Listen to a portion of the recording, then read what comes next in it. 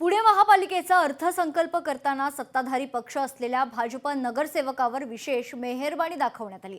सत्ताधारी नगरसेवकांना मोठ्या प्रमाणात निधी दिल्याचं समोर आलंय. यावरून भाजप आणि विरोधकांमध्ये नव्या वादाला सुरुवात झाली आहे. पाहूयात.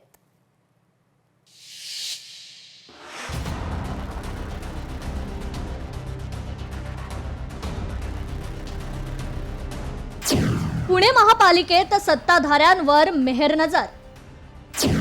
सत्ताधारी नगरसेवकांना अधिकचा आरोग्य निधी. निधी वाटपावरून सत्ताधारी विरोधकांमध्ये वाद.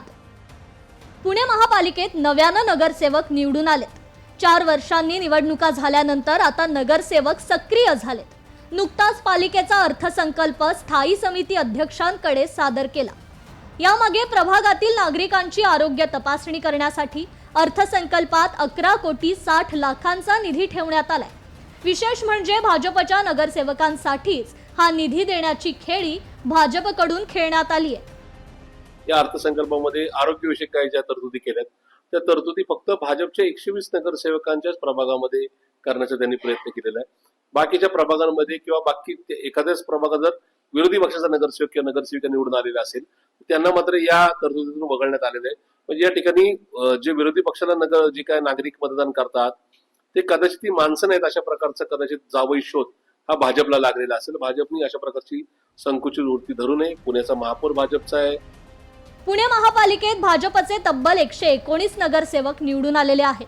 विरोधी पक्षाचे केवळ 46 नगरसेवक निवडून आलेत. मात्र तरीही निधी वाटपात भाजपवर कृपादृष्टी ठेवल्याचा आरोप काँग्रेसनं केलाय. या ठिकाणी पुणेकरांनी नाही का या ठिकाणी आमच्याकडे पाठ दाखवू नये किंवा या संदर्भामध्ये जे आम्ही करू तर हम करू कायदा अशा प्रकारचा नका दृष्टिकोन भाजपने ठेवू नये हा सल्ला मी त्यांना देऊ इच्छितो. आम्ही या संदर्भामध्ये आमच्याही नागरिकांना किंवा आमच्या प्रभागातल्या नागरिकांना या संदर्भात आरोग्यविषयकच्या तरतुदी मिळाल्या पाहिजेत. यासाठी पुढच्या काळामध्ये सभागृहात हट्ट धरू किंवा त्या संदर्भात पाठपुरावा सुद्धा करू आणि वेळ पडली तर न्यायालयात सुद्धा जाऊ. सत्ताधारी भाजपनं मात्र हा आरोप फेटाळलाय. ज्या भागात नागरिकांची मागणी आहे अशा ठिकाणी निधी दिलाय. फक्त भाजपालाच नाही तर काँग्रेस आणि राष्ट्रवादीला देखील निधी दिलाय.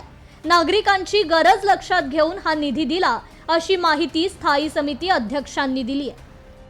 ज्या नगरसेवक ज्या एरियामध्ये असतात इलेक्शनच्या काळात फिरत असताना नागरिकांनी ज्या प्रश्न उपस्थित केले असतात त्यासाठी तो निधी दिलेला आहे. कुठलाही असं काही भेदभाव नाही केला. आम्ही काँग्रेसला पण निधी दिलाय, राष्ट्रवादीला पण दिलाय, भाजपला दिलाय. ज्या ठिकाणी नागरिकांची गरज आहे ते लक्षात घेता तो निधी दिलेला आहे. केंद्रात, राज्यात आणि आता पुणे महापालिकेत भाजपचं सरकार आहे. त्यामुळे प्रत्येक ठिकाणी भाजपकडून विरोधकांची गळचेपी केली जात असल्याचा आरोप होतोय. पुण्यात आरोग्य निधीच्या निमित्तानं पुन्हा एकदा हे समोर आलंय. भाजपनं जरी हा आरोप फेटाळला असला तरी विरोधी पक्षांच्या नगरसेवकांना आता त्यांच्या हक्कांसाठी आणि विकास कामांसाठी लढावं लागणार आहे.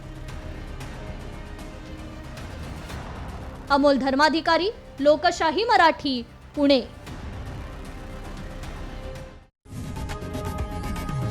लोकशाही मराठी ऐका, पहा, जागरूक रहा.